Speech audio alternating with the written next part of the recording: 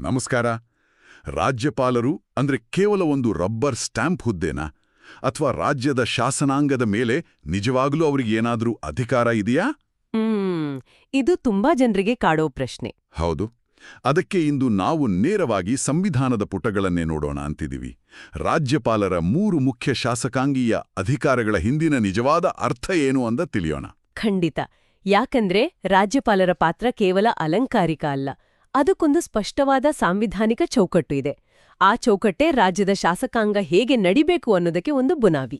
ಸರಿ, ಹಾಗಾದ್ರೆ ಆ ಚೌಕಟ್ಟನ್ನ ಅರ್ಥ ಮಾಡ್ಕೊಳ್ಳೋದೇ ನಮ್ಮ ಇಂದಿನ ಗುರಿ. ಮೊದಲನೇ ಅಧಿಕಾರದಿಂದನೇ ಶುರು ಮಾಡೋಣ. ಅನುಚ್ಛೇದ 174 ಅಂದ್ರೆ ಸದನವನ್ನ ಕರೆಯುವ ಅಧಿಕಾರ. ಹೌದು, ಅನುಚ್ಛೇದ 174 ತುಂಬಾ ಸ್ಪಷ್ಟವಾಗಿ ಹೇಳುತ್ತೆ, ರಾಜ್ಯಪಾಲರು ಶಾಸನ ಸಭೆಯ ಅಧಿವೇಶನವನ್ನ ಕರಿಬೇಕು. ಇದರಲ್ಲಿ ಒಂದು ಬಹಳ ಮುಖ್ಯವಾದ ಕಂಡೀಷನ್ ಇದೆ. ಏನದು? ಒಂದು ಅಧಿವೇಶನದ ಕೊನೆಯ ದಿನಕ್ಕೂ ಮುಂದಿನ ಅಧಿವೇಶನದ ಮೊದಲ ದಿನಕ್ಕೂ 6 ತಿಂಗಳಿಗಿಂತ ಹೆಚ್ಚು ಅಂತರ ಇರಬಾರ್ದು. ಓ, ಅಂದ್ರೆ ಸರ್ಕಾರ ಸುಮ್ನೆ ಕೂರುವ ಹಾಗಿಲ್ಲ, ಶಾಸಕಾಂಗ ನಿಯಮಿತವಾಗಿ ಸೇರ್ಲೇಬೇಕು ಅಂತ. ನಿಖರವಾಗಿ. ಶಾಸನ ಸಭೆಯಿಂದ ತಪ್ಪಿಸ್ಕೊಳ್ಳೋಕಾಗಲ್ಲ. ಸರಿ, ಇದೇ ಅನುಚ್ಛೇದದಲ್ಲಿ ಪ್ರೊರೋಬ್ ಮತ್ತು ಡಿಸಾಲ್ವ್ ಅಂತ 2 ಪದಗಳಿವೆಯಲ್ಲ, ಅವುಗಳ ನಡುವೆ ಏನು ವ್ಯತ್ಯಾಸ? ಆಕ್ಚುಲಿ ಈ 2 ಪದದ ಅರ್ಥ ತುಂಬಾ ವಿಭಿನ್ನ. ಪ್ರೊರೋಗ್ ಅಂದ್ರೆ ಒಂದು ಅಧಿವೇಶನವನ್ನ ಅಂದ್ರೆ ಸೆಷನ್ ಅನ್ನ ಮುಕ್ತಾಯಗೊಳಿಸೋದು. ಅಂದ್ರೆ ಒಂದು ಚಾಪ್ಟರ್ ಮುಗಿದ ಹಾಗೆ. ಪರ್ಫೆಕ್ಟ್. ಅದೇ ಡಿಸಾಲ್ವ್ ಅಂದ್ರೆ ಇಡೀ ವಿಧಾನಸಭೆಯನ್ನೇ ವಿಸರ್ಜಿಸೋದು. ಅಂದ್ರೆ ಇಡೀ ಪುಸ್ತಕವನ್ನೇ ಮುಗಿಸಿ ಹೊಸ ಪುಸ್ತಕ ಶುರು ಮಾಡದ ಹಾಗೆ.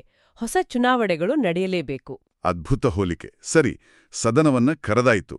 ಆಮೇಲೆ ರಾಜ್ಯಪಾಲರ ಪಾತ್ರ ಏನು? ಇಲ್ಲ, ಖಂಡಿತ ಇಲ್ಲ.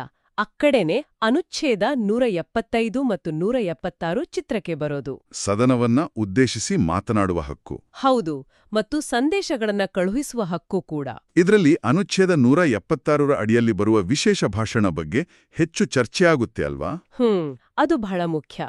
2 ಸಂದರ್ಭಗಳಲ್ಲಿ ರಾಜ್ಯಪಾಲರು ಈ ವಿಶೇಷ ಭಾಷಣ ಮಾಡ್ತಾರೆ. ಒಂದು, ಪ್ರತಿ ಸಾರ್ವತ್ರಿಕ ಚುನಾವಣೆಯ ನಂತರದ ಮೊದಲ ಅಧಿವೇಶನದಲ್ಲಿ. ಸರಿ. ಮತ್ತೆ ಪ್ರತಿ ವರ್ಷದ ಮೊದಲ ಅಧಿವೇಶನದಲ್ಲಿ. ಈ ಭಾಷಣದಲ್ಲಿ ಸರ್ಕಾರದ ಮುಂದಿನ ಯೋಜನೆಗಳ ಬಗ್ಗೆ ಇರುತ್ತೆ ಅಂತ ಕೇಳಿದ್ದೀನಿ. ಹೌದು, ಅದನ್ನೊಂದು ರೀತಿ ಸರ್ಕಾರದ ನೀತಿಗಳ ಅಧಿಕೃತ ಪ್ರಕಟಣೆ ಅಂತ ಹೇಳಬಹುದು. ಆ ಭಾಷಣ ಆದ ತಕ್ಷಣ ಅದರ ಮೇಲೆ ಚರ್ಚೆ ಶುರುವಾಗುತ್ತೆ.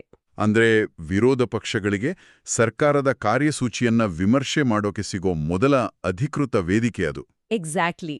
ಆ ವರ್ಷದ ರಾಜಕೀಯದ ದಿಕ್ಕನ್ನ ಆ ಚರ್ಚೆಯೇ ನಿರ್ಧರಿಸಬಲ್ಲದು. ಹಾಗೆಯೇ ಅನುಚ್ಛೇದ 175ರ ಬಗ್ಗೆನೂ ಹೇಳಿದ್ರಿ. ಸದನಕ್ಕೆ ಸಂದೇಶ ಕಳಿಸೋದು ಅಂದ್ರೆ ಹೇಗೆ? ಅಂದ್ರೆ ಸದನದಲ್ಲಿ ಯಾವುದಾದ್ರೂ ಮಸೂದೆ ಪೆಂಡಿಂಗ್ ಇದ್ದಾಗ ಅದರ ಬಗ್ಗೆ ಬೇಗ ಗಮನಹರಿಸಿ ಅಂತ ಸದನಕ್ಕೆ ಅವರು ಸಂದೇಶ ಕಳಿಸಬಹುದು.